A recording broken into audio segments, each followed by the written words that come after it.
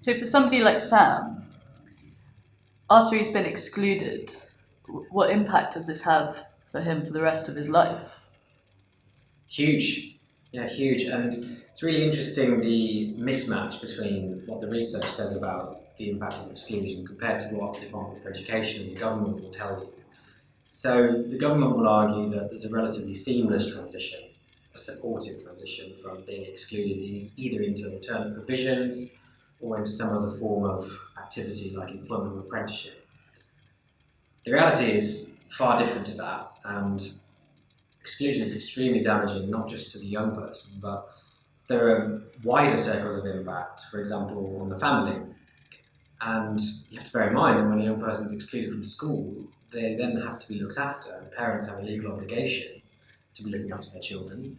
And sometimes they have to leave work, sometimes they have to put measures in place to look after their child, which is very difficult to do, obviously, if you're from a family that needs to have a consistent employment stream. So that's extremely challenging, and one academic, Daniels, describes that as deep exclusion. And what he means by that is the entire family can be excluded within their community in some ways. So there's an enormous amount of shame, obviously, attached to exclusion, and entire families report feeling somewhat ostracised by the fact that their child is being excluded.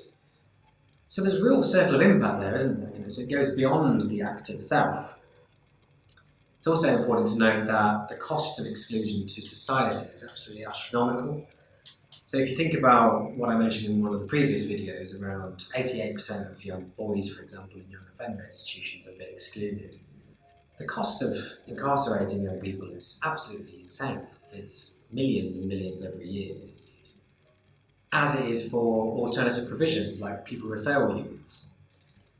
So there's enormous costs to the families, there's enormous cost to the individual young person, and there's also enormous cost to society for excluding young people. And it really does kick the issue down the road, and it doesn't solve anything. What it does is it perpetuates disadvantage within families, and young people who've been excluded from school have a significantly less chance of finding a job.